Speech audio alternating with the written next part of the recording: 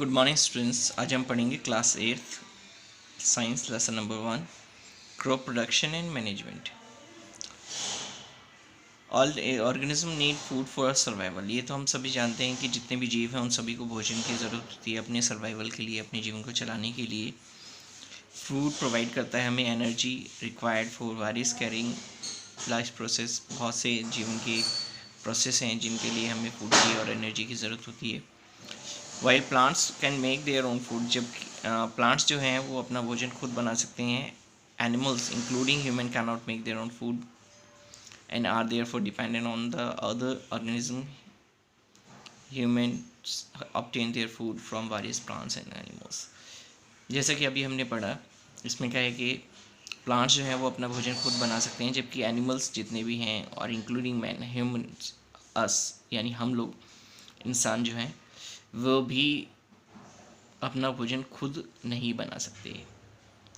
खुद नहीं बनाने का मतलब है कि हम लोग पौधों से भोजन प्राप्त करते हैं और उसको फिर यूजेबल बनाकर, ठीक है ना, उसको मॉडिफाई करके कह सकते हैं आप, उसको हम यूज़ करते हैं। ठीक है। The increasing population is putting pressure on the available food resources.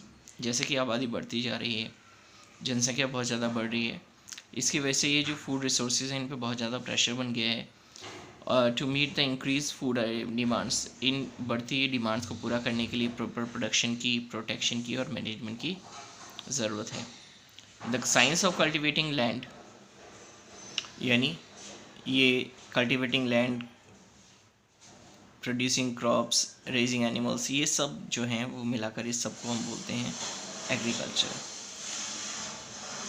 The word agriculture comes from Latin word agricultura, where agri का मतलब है फील्ड और कल्चरा का मतलब है कल्टीवेशन, यानी फील्ड में कल्टीवेशन कैसे किया जाए उसको हम बोलते हैं एग्रीकल्चर। एग्रीकल्चर प्रैक्टिसेस क्या हैं? Farmer grows various types of plant. Farmer जो हैं बहुत अलग अलग तरह के, कई तरह के पौधों को उगाते हैं। और science of practice of farming, यानी फार्मिंग करना, खेती करना, including cultivation of soil, growing crops, learning of animals to provide food, wool, ये सब पूरा कहलाता है डोमेस्टिकेशन या मतलब जो चीज़ मांगते हैं हम यहाँ पर थे, पढ़ रहे थे कि farmer grow various types of plants. Farmers जो हैं वो अलग अलग तरह की कई सारे प्लांट्स उगाते हैं और इस प्रैक्टिस को, जो फार्मिंग है, ठीक है ना, इसमें फार्मिंग करते हैं, फसल उगाते हैं, एनिमल्स को डोमेस्टिकेट करते हैं, उन्हें पालते हैं, उनसे ऊन प्राप्त करते हैं और उनसे और अदर प्रोडक्ट्स प्राप्त करते हैं। इस पूरे प्रोसेस को बोलते हैं हम एग्रीकल्चर या domestication. The products which are obtain from crop are called produce, और जो इनसे प्रोडक्ट मिलता है उसको हम बोलते हैं प्रोड्यूस। ठीक है। Based on the season, seasons के हिसाब से क्रॉप्स को हम दो कैटेगरीज में डिवाइड करते हैं। ठीक है। पहला है खरीफ क्रॉप्स, जो कि रेनी सीज़न में यानी जून से अक्टूबर तक के समय में भी बोई जाती है या उगाई जाती है, जिसमें पैडी, मेज़, ग्राउंडनट्स, पल्सेस, सोयाबीन। पैडी यानी धान, मक्का, मूंगफली, दालें, सोयाबीन, ये सब उगाते हैं। ठीक है। इनको हम समर सीज़न क्रॉप्स भी कहते हैं। और खरीफ सीज़न जो है वो is based on the southern western monsoon, ये साउथ वेस्टर्न मानसून पर ही डिपेंड करता है। इसके बाद है रबी क्रॉप्स, ये नवंबर से अप्रैल तक के बीच में बोई जाती है, जैसे wheat, legumes, potato, barley, mustard. इन्हें हम विंटर सीजन क्रॉप्स भी कहते हैं। The crops grown in the season are not based on monsoon, ये जो सीजन की क्रॉप्स हैं वो मानसून पर डिपेंड नहीं करती। In this chapter we will study different agriculture practices to obtain food from plants. इसमें हम इस चैप्टर में और भी बहुत सारी एग्रीकल्चर प्रैक्टिसेस को ये बारे में पढ़ेंगे, जो कि प्लांट से फूड को प्राप्त करने के लिए हम करते हैं। यहाँ पर एक टेबल दी हुई है, नीचे टेबल में बताया हुआ है कि कौन कौन से प्लांट्स जो हैं वो भारत में उगाए जाते हैं। जैसे सीरियल्स क्या हैं, वीट, पैडी, मेज़, बार्ली, ये पल्सेस हैं, ग्राम, पीस, बीन्स, ऑयल सीड्स उगाते हैं, mustards, groundnut etcetera. Basic practices of crop production, जो बेसिक कुछ प्रैक्टिसेस हम करते हैं, जो एक्टिविटीज़ हम करते हैं, जिन्हें हम एग्रीकल्चर प्रैक्टिसेस कहते हैं, एग्रीकल्चर इम्प्लीमेंट्स कहते हैं। ठीक है, इनमें ये एक्टिविटीज़ हैं। पहला है preparation of soil, sowing, adding manure, fertiliser, irrigation, protection from weeds, harvesting, storage.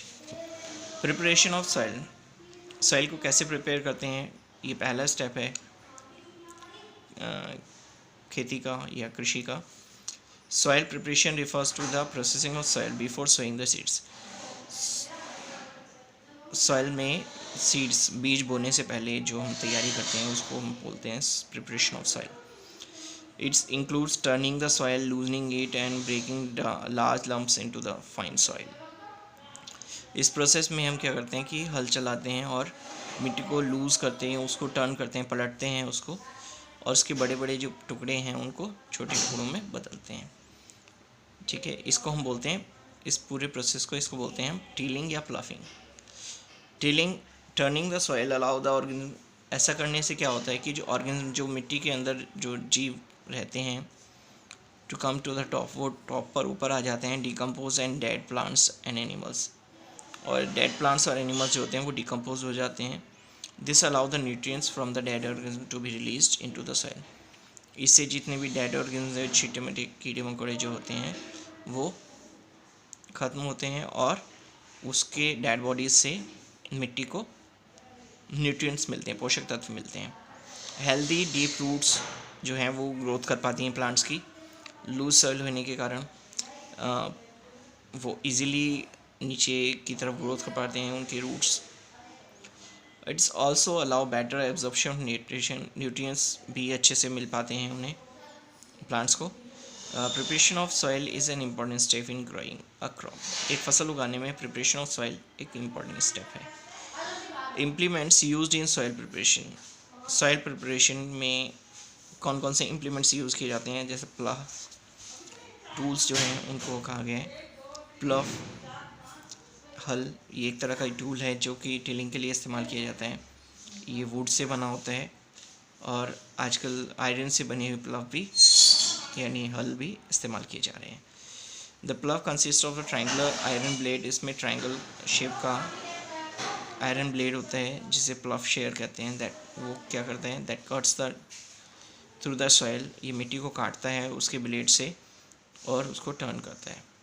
The ploughshare is fitted at one end of the long wooden plough shaft, इसमें लकड़ी की एक शाफ्ट होती है, यानी आम भाषा में कहें तो एक डंडा, स्टिक टाइप होता है, ठीक है, जो स्पेशली बनाया गया है। और उसके एक कॉर्नर में यानी उसके एक पॉइंट पे, एक सिरे पर ये आयरन ब्लेड लगा होता है।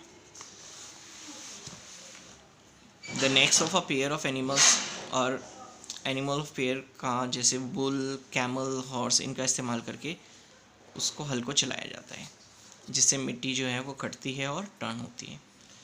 ये इस तरह की शेप का प्लव यानी हल होता है। फिर है cultivator. Cultivator is a plough tool that multiple blades, उसमें मल्टीपल ब्लेड्स होते हैं कल्टीवेटर में। ये ट्रैक्टर के द्वारा चलाया जाता है, ट्रैक्टर की मदद से। The animal driven plough are now being replaced by tractor driven cultivators. अब लोग एनिमल ड्रिवन प्लव की जगह कल्टीवेटर्स का इस्तेमाल करते हैं। फिर है हो। हो इज़ ये भी एक टूल है जो कि टेलिंग के लिए इस्तेमाल होता है आजकल। हो जो है is use only to remove weeds, weeds को निकालने के लिए, मिट्टी के अंदर जो खरपतवार या जो जंगली पौधे उग जाते हैं उसको वीड्स कहते हैं, उनको निकालने के लिए इसका इस्तेमाल किया जाता है। फिर है लेवलर। लेवलर मिट्टी को समतल करता है, प्लेन करता है और उसके बड़े पीसेस को क्रम्स में बदलता है। ये ज़रूरी है, it is necessary to break these crumbs and level the sowing seeds. बीज उगाने से पहले उनको लेवल करना होता है मिट्टी को। This is done with the help of leveller, leveller की मदद से इसको किया जाता है। ये the field is level for sowing as well as for irrigation, irrigation के लिए भी यानी सिंचाई के लिए भी ये लेवल होना बहुत ज़रूरी है। फिर है सोइंग। सोइंग में हम बीजों को मिट्टी में दबाते हैं, ठीक है, इसके लिए अलग अलग मेथड्स का इस्तेमाल होता है, जैसे ब्रॉडकास्टिंग है, ट्रेडिशनल टूल है, सीड ड्रिल है। ब्रॉडकास्टिंग एक ये पुराना मेथड है, इसमें सीड्स को स्प्रिंकल कर दिया जाता है, हाथ से ऐसे बिखेर दिया जाता है मिट्टी में। इस मेथड का डिसएडवांटेज ये है कि इसमें बीज जो है अनइक्वली डिस्ट्रीब्यूट होते हैं, यानी बराबर डिस्टेंस पर नहीं होते, जिसकी वजह से खेती में जो प्रोडक्शन अच्छा हो सकता है वो नहीं हो पाता। फिर है ट्रेडिशनल टूल। ये एक तरह का सोइंग सीड होता है, एक टूल होता है जिसकी मदद से इसमें फनल जैसी कीप जैसा लगा होता है, उसमें बीजों को डाल दिया जाता है और उसके बाद जैसे जैसे वो फनल आगे की तरफ चलता है वैसे वैसे बीज जो है मिट्टी में दबते जाते हैं। फिर है सीड ड्रिल। ये भी एक मेथड है सोइंग सीड्स का। इसमें फनल और 2 या 3 पाइप होते हैं हैविंग शार्प एंड। इसके शार्प एंड भी होता है, किनारे जो हैं वह काफ़ी नुकीले होते हैं। सीड ड्रिल हेल्प करता है डिस्ट्रीब्यूशन ऑफ सीड्स में, बराबर डिस्टेंस पर डिस्ट्रीब्यूशन ऑफ सीड्स होता है इसमें। Covering the seeds after sowing and preventing the seeds from being eaten by birds. इससे पक्षी जो हैं वो बीजों को नहीं खा पाते और बीज बराबर अच्छे से बोए जाते हैं। ट्रांसप्लांटेशन मेथड है। ये कुछ खास क्रॉप्स के लिए ट्रांसप्लांटेशन मेथड की ज़रूरत होती है। इसमें जैसे पैडी, धान के बारे में बात की गई है। बीजों को पहले एक छोटी नर्सरी में एक खेत में बोया जाता है। उसमें से जब छोटे छोटे पौधे उग जाते हैं, सीडलिंग्स जिनको बोलते हैं हम, फिर उनको उखाड़ कर या निकाल कर उससे उन्हें बड़े खेतों में ट्रांसप्लांट कर दिया जाता है। इस पूरे प्रोसेस को इसको ट्रांसप्लांटेशन कहते हैं। फिर है आगे adding manure and fertiliser. Fertiliser manures का ऐड करना। मिट्टी को उपजाऊ बनाने के लिए उसमें फर्टिलाइज़र्स और मैन्योर्स मिलाए जाते हैं, जो कि प्लांट की ग्रोथ के लिए बहुत ज़रूरी है। मैन्योर है क्या? एक्चुअली मैन्योर जो है वो ऑर्गेनिक सब्सटेंस होता है जो कि डिकेड होता है। डिकेड मतलब सड़ा गला ऑर्गेनिक पदार्थ, जिसमें पेड़ पौधे और जानवर जो उनका वेस्ट जो होता है वो मिट्टी में मिक्स हो जाता है, ठीक है, और उसको मैन्योर के रूप में परिवर्तित किया जाता है, खाद जिसको बोलते हैं हमारी भाषा में। और एक मैन्योर का इस्तेमाल करके इसे मिट्टी में मिक्स किया जाता है और फिर उसके बाद जो मिट्टी है वो उसको उससे न्यूट्रिएंट्स प्राप्त होते हैं। इससे हेल्प होती है सॉइल की वाटर को रिटेन करने में, पानी को ज़्यादा देर तक सोख कर रखने में। इसलिए मैन्योर बहुत इम्पोर्टेंट है खेती में। सॉइल न्यूट्रिएंट्स जैसे कि जो फूड या सॉइल ऑर्गेनिज्म जो होते हैं वो इन प्लांट्स को जो कि खेतों में बोए जाते हैं उनको न्यूट्रिएंट्स प्रोवाइड करने के लिए ज़रूरी होते हैं। मैन्योर का इस्तेमाल मिट्टी में इन न्यूट्रिएंट्स की बढ़ोतरी के लिए किया जाता है।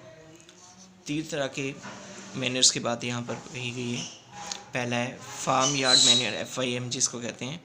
इसमें cattle dung, urine, remnant of straw, waste, ये सब होते हैं। ये ब्राउन कलर का होता है इसलिए इसे ब्राउन मैन्योर कहते हैं। एक है ग्रीन मैन्योर। इसमें ग्रीन प्लांट्स जो होते हैं उनको मिट्टी में जब हल चलाते हैं तो उसी में मिट्टी में दब जाते हैं वो, ठीक है। ये खासकर लेजुमिनियस प्लांट्स जो होते हैं, यानी जो फलीदार पौधे जो होते हैं उनके पौधों को ही मिट्टी में दबा दिया जाता है। इसको ग्रीन मैन्योर कहते हैं। फिर एक कंपोस्ट क्या होता है? एक मैन्योर है जो कि डिकम्पोजिशन ऑफ डेड प्लांट्स और एनिमल्स से, वेस्ट से प्राप्त होता है। फिर अब पढ़ते हैं एडवांटेज क्या है, इससे फ़ायदा क्या है मैन्योर से। मैन्योर जो है वो उसकी कॉस्ट कम रहती है, ये अच्छा सॉइल कंडीशनर है, ठीक है। इसमें न्यूट्रिएंट्स होते हैं वो ऑर्गेनिक होते हैं, किसी तरह से हार्मफुल नहीं होते, वाटर होल्डिंग कैपेसिटी को बढ़ाते हैं मिट्टी की।